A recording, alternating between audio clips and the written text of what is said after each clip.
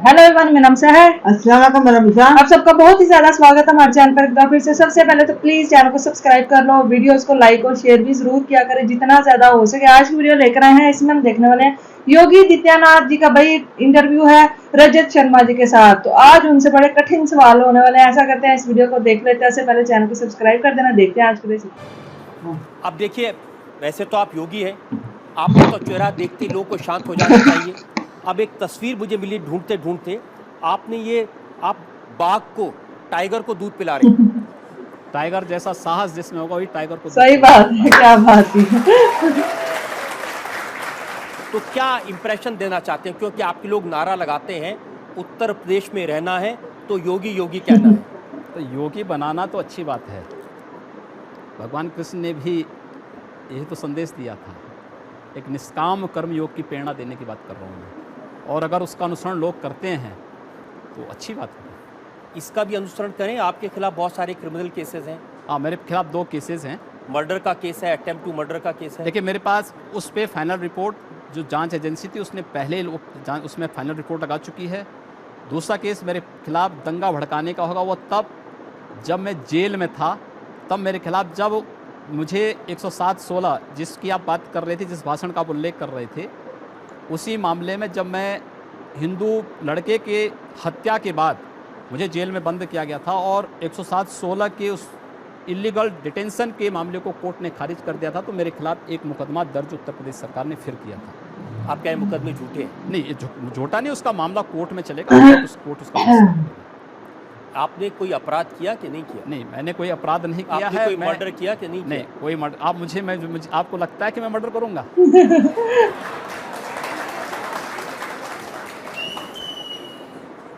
अगर आपको अपराध नहीं करने तो आपके पास में 1 लाख रुपए की रिवॉल्वर क्यों है? हाँ। 80,000 रुपए की राइफल क्यों है? मेरे पास है ना। मैंने क्या कहा, दहशत फैलाने के एक लिए। सन्यासी होने के नाते हमारे पास दोनों की सन्यास की हमारी जो प्रशिक्षण होता है वो दोनों का होता है। शास्त्र का होता है तो शस्त्र का भी होता है। एक माला जपने का होता है तो भाला चलाने का भी होता है। दोनों को एक साथ क्या बात है। चलते हैं, और वह सुरक्षा के नाते, इसलिए हमारे पास है और वो रहेगा भी। तो हमारे जैसे लोग को आपसे सवाल पूछने से डरना चाहिए? नहीं, कोई कब रिवॉल्वर निकल जाए? कोई डर नहीं। मैं कभी उसका इस्तेमाल नहीं करता हूँ, और मुझे लगता है कि उससे भयभीत होने की आवश्यकता नहीं। मैंने सुना कि आपने एक कोई छोटी मोटी फौज बना रखी है छोटे मोटे अपराधियों को लेकर के, हिंदू युवा वाहिनी, और हिंदू युवा वाहिनी के लोग जहां निकल जाते हैं आतंक फैला देते हैं। एक सिंगल भी व्यक्ति, कोई एक सामान्य सी घटना भी नहीं बता सकता। हिंदू वाहिनी में एक भी अपराधी नहीं, लेकिन अपराधियों को ठीक करने का कार्य हिंदू वाहिनी करती है। समाज विरोधी, राष्ट्र विरोधी तत्वों को ठीक करने का काम उस संगठन करता है। एक सांस्कृतिक संगठन है, समाज के बीच में काम कर रहा है, दलितों के बीच, आदिवासियों के बीच, पिछड़ी जाति के लोगों के बीच और कुष्ठ रोगियों के बीच में वो संगठन काम करता है। मैंने तो योगी जी ये सुना है कि सिर्फ पब्लिक नहीं डरती उनसे, भारतीय जनता पार्टी के नेता भी डरते हैं। ऐसा नहीं, भारतीय जनता पार्टी से मैं 5वीं बार सांसद हूँ। मुझे लगता है कि एक ही पार्टी से लगातार सांसद होना, और वह भी एक विचारधारा, एक पार्टी, मुझे लगता है बीजेपी से हूँ। बीजेपी मेरा राजनीतिक प्लेटफॉर्म है, हम उसका इस्तेमाल हमेशा कर रहे हैं, उसके साथ हैं, उसके साथ हर अभियान के साथ जुड़े हैं। लेकिन बीजेपी के लोग भी आपकी युवा वाहिनी से डरते हैं? नहीं, ऐसा नहीं है। कोई उससे डरने की आवश्यकता नहीं है, किसी को उससे डरने की आवश्यकता नहीं। और इतना डरते हैं कि आप कह रहे हैं उनके खिलाफ कोई केस नहीं है? केस दर्ज कौन करवाएगा? किसकी हिम्मत है? ऐसा नहीं। आपको लगता है जो लोग पूरे प्रदेश के अंदर हिंदुओं के खिलाफ तमाम झूठे मुकदमे बना रहे हैं, वो हिंदू वाहिनी के कार्यकर्ताओं को क्यों छोड़ेंगे? सबके खिलाफ करेंगे। अगर कोई गलत कर रहा है इसलिए कि उनके नेता योगी आदित्यनाथ। ऐसा नहीं, मैं किसी गलत व्यक्ति का बचाव नहीं करता। गलत व्यक्ति बचाव नहीं करते आप? नहीं, कतई नहीं करता। चलिए, मैं उसका सबूत भी आपको दे देता हूँ। ये 12 नवंबर 2008 का मेरे पास आपका बयान है। मुंबई का जो ATS है, जो आतंकवाद के केसेस की जांच कर रहा था, उसको आपने धमकी दी। आपने कहा हिम्मत है तो गोरखपुर के विधायक को अरेस्ट करके दिखाओ। मैंने तो आप कह रहे थे ATS मुंबई, उसके द्वारा झूठे बयान दिए जा रहे थे कांग्रेस और UPA सरकार के दबाव में। उनके द्वारा झूठे बयान प्रसारित किए जा रहे थे पहले उन्होंने गोरखपुर के एमएलए का, पहले एमपी का नाम लिया, फिर एमएलए का नाम लिया। मुझसे टेलीफोन से बातचीत की गई। मैंने कहा अगर तुम्हारे पास कोई साक्ष्य है तो लेकर के आइए, आपका स्वागत होगा। लेकिन अगर राजनीतिक दबाव में एटीएस अपनी भूमिका से इतर राजनीतिक पूर्वाग्रह के तहत कार्य करेगा तो फिर दूसरे तरीके से स्वागत करेगा। क्या बात। तो इसका मतलब ये हुआ कि आप न किसी कानून को मानते हैं, न किसी एटीएस को मानते हैं, न किसी इंक्वायरी एजेंसी को मानते हैं, न पुलिस को मानते हैं। मेरा भारत के संविधान पर अटूट विश्वास है। मुझे लगता है आपका सिर्फ अपने ऊपर विश्वास है भारत और के किसी पर कानून नहीं। पर विश्वास है और निष्पक्ष एजेंसियों पर मेरा पूरा विश्वास है। लेकिन राजनीतिक पूर्वाग्रह के तहत अगर कोई कार्य करेगा, जबरन किसी निर्दोष को फंसाने का प्रयास करेगा, तो मुझे लगता है कि तब हम लोगों को फिर उसका प्रतिकार करना होगा और अन्याय के खिलाफ बोला जाना चाहिए।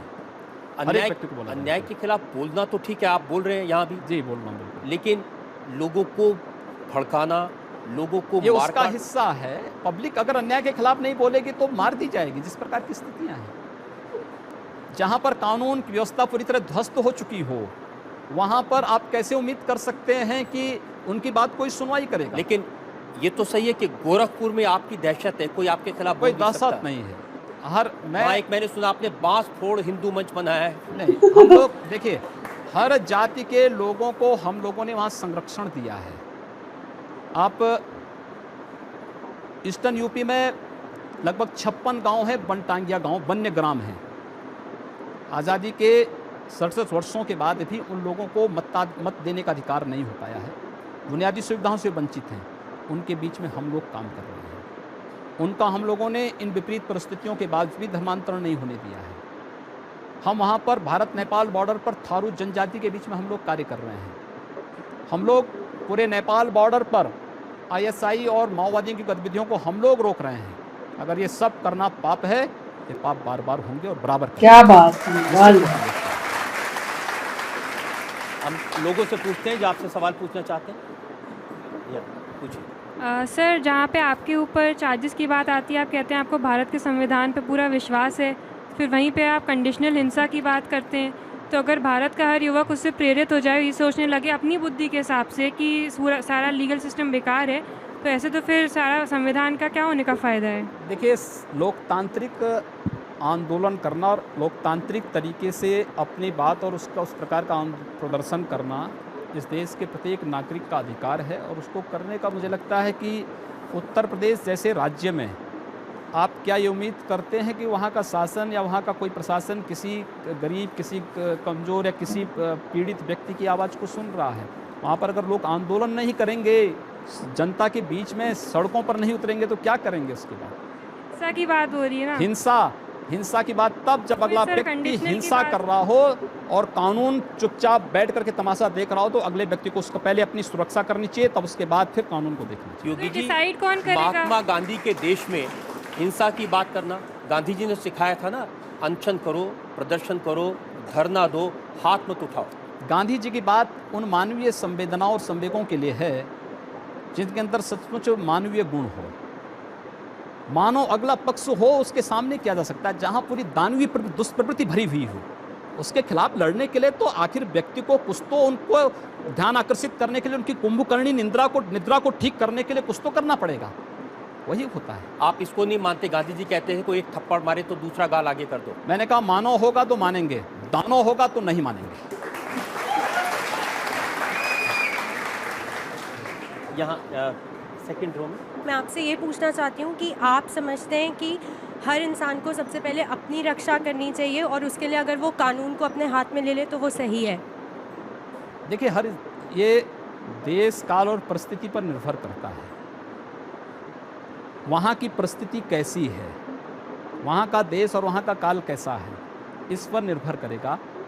मुझे लगता है जब उत्तर प्रदेश जैसी स्थितियाँ पैदा हो जाएंगी तो लोगों को वहाँ पर कुछ तो करना चाहिए। हाथ पे हाथ धरा रहने से अच्छा है अपने लिए हक आवाज़ उठाओ। अपमानित होना, बार बार कटना और इस तरीके से जो चीज़ें हो रही हैं, इस प्रकार की घटनाओं को होने से अच्छा है कि जोरदार प्रतिकार करने के लिए तैयार करें। क्योंकि ये शरीर आपका तभी तक है जब तक इस शरीर में प्रतिरोधक क्षमता है। जिस दिन प्रतिरोधक क्षमता समाप्त हो जाएगी, शरीर रुग्ण हो जाएगा, और फिर असमय समाप्त भी हो जाएगा। इसलिए असमय समाप्त होने से बचना है तो उस प्रतिरोधक क्षमता को अपने अंदर बनाने की तैयारी करें। योगी जी, आप तो यूपी की सरकार को धमकी दे रहे हैं। यूपी की सरकार को धमकी नहीं दे रहा हूँ मैं उनको सलाह दे रहा हूँ, और सलाह भी तो अच्छे लोगों को दी जाती है। वहाँ सलाह दें तो किसको दें? 5-5 लोग मुख्यमंत्री बने बैठे हैं, किसको दें? एक व्यक्ति होता तो एक व्यक्ति को कोई सलाह दे वहाँ पे। वो तो कहते हैं कि आप उत्तर प्रदेश में जिस तरह के बयानबाजी कर रहे हैं उससे सांप्रदायिक हिंसा भड़क रही है, उसकी वजह से मुजफ्फरनगर में दंगे हुए, उसकी वजह से सहारनपुर में दंगे हुए। मैं रहता गोरखपुर में हूँ, मुजफ्फरनगर दूसरे कोने में पड़ता है। मैं एक और बात बताऊं, गोरखपुर और पूर्वी उत्तर प्रदेश में एक भी दंगे नहीं हुए, एक भी दंगा नहीं हुआ, और वहां पर कोई मुसलमान ये भी नहीं कह सकता कि उनका उत्पीड़न हो रहा है। अगर वहां हिंदू सुरक्षित है तो मुसलमान भी सुरक्षित है, लेकिन पश्चिमी उत्तर प्रदेश में अगर हिंदू सुरक्षित नहीं तो मुसलमान भी सुरक्षित नहीं है, क्योंकि ताली एक हाथ से नहीं बजेगी, दोनों हाथ से बजती है। बहुसंख्यक समाज सुरक्षित हो जाएगा तो अल्पसंख्यक अपने आप सुरक्षित है। लेकिन योगी जी, भगवान महावीर के देश में, भगवान बुद्ध के देश में हिंसा की बात करना, हाथ उठाने की बात करना, खून की बात हम करना, कब कर रहे हैं?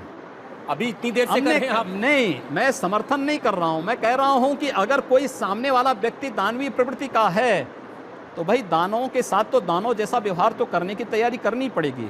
मानव के रूप में आ रहा है उसको गले से भी लगाइए। हमने जाति मत मजहब के आधार पर भेदभाव का मैं बिल्कुल विरोधी हूं।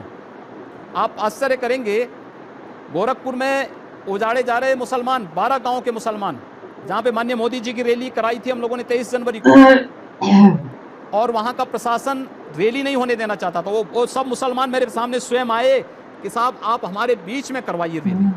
मैंने कहा क्यों? तो इसलिए क्योंकि उनको उजड़ने से मैंने बचाया था। आखिर यही तो मुलायम सिंह यादव के नेतृत्व की पार्टी की सरकार है यूपी में। ये लोग तो उनको उजाड़ रहे थे। अब आप ठीक बात करें, बहुत देर बाद नहीं, आप... बहुत देर की बात नहीं, जो सच होगा मैं वो बोलूंगा। लेकिन अगर आप बटाला हाउस कांड का समर्थन करेंगे, इस देश में इराक के अंदर ISIS जो कुछ कर रहा है उसका समर्थन भारत के अंदर करेंगे, डेनमार्क की घटना को लेकर के भारत के अंदर हिंदू व्यापारियों की दुकानों को जलाएंगे, तोड़फोड़ करेंगे, म्यांमार की घटना को लेकर के आज़ाद चौक, आज़ाद मैदान की घटना को जो दोहरा करके शहीद स्मारक को तोड़ेंगे, तो भाई हाथ पे हाथ धरे हुए हम भी नहीं बैठेंगे, उसका मुंहतोड़ जवाब वहाँ पर देंगे। मेरी तो राय ये है कि मुंहतोड़ जवाब देने के बजाय सबको प्यार से समझाने की कोशिश करनी चाहिए, ये हमारी संस्कृति है। हम भी हमने कहा ना, प्यार से तो हम कार्य कर ही रहे हैं और कार्य करना सिखा भी रहे हैं, लेकिन अगर नहीं मानेंगे तो फिर अगला स्टेप तो कुछ होगा प्यार के बाद। जी तो गाइस, ये थी आज की वीडियो। तो भाई योगी आदित्यनाथ जी का भाई आपकी अदालत में जो इंटरव्यू हुआ है ना, बहुत ही जबरदस्त किस्म का हुआ है। उन्होंने यही बोला कि जो लोग हमें मतलब सीधी उंगली से बोलते हैं ना कि ना निकले तो फिर तेरी उंगली करनी ही पड़ती है। वो बोलते हैं कि जो भी लोग दंगा फसाद करते हैं या जो भी कुछ करने की कोशिश करते हैं ना, पहले तो उनको प्यार की बोली समझाई जाती है कि हाँ तुम ना सुधर जाओ, लेकिन जब वो ना सुधरे तो फिर क्या किया जाए, आप ही बताइए। यही हाल ना, क्या डंडा डंडा डंडा डंडा फिर मिलेगा उस बंदे को जो सही सीधी उंगली से भाई मानता नहीं है ना। योगी आदित्यनाथ जी के आने से आपको पता ही इसका हाल ही हो रहा। हाँ, उन्होंने भाई यूपी में आके वहाँ का कानून को सुधार के रख दिया। जो गुंडागर्दी वहाँ पे बड़े अरसे से वहाँ पे एक्टिव थी ना, उन्होंने सब की सब गुंडागर्दी जो है ना वो खत्म करके रख दी है।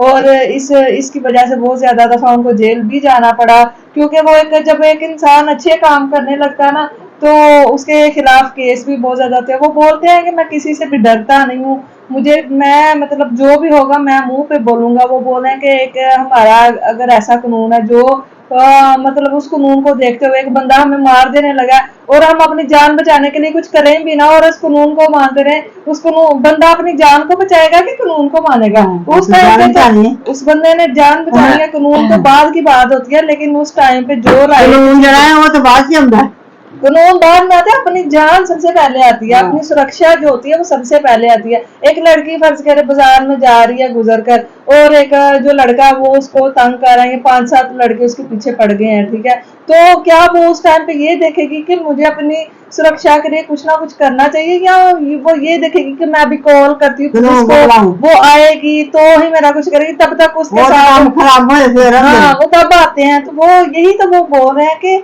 कानून की बात माननी चाहिए, मतलब अगर कानून को सुधारें, आप इतना ज्यादा सुधार दें कि वो एक्टिव हो जाएं, लेकिन जब उस टाइम पे आपको जरूरत हो किसी चीज की, मतलब अपनी सुरक्षा की, उस टाइम पे आपको अपने लिए जो भी करना पड़े वो करना ही चाहिए। उन्होंने बोला मैं योगी होने के साथ साथ उन्होंने अपने पास एक पिस्तौल भी रखी हुई, वो बोले अपनी सुरक्षा के लिए मैंने रखी हुई है, क्यों ना, मैं इनकार नहीं करता इस चीज से कि मैं जो हूँ ना कि मैंने नहीं रखी।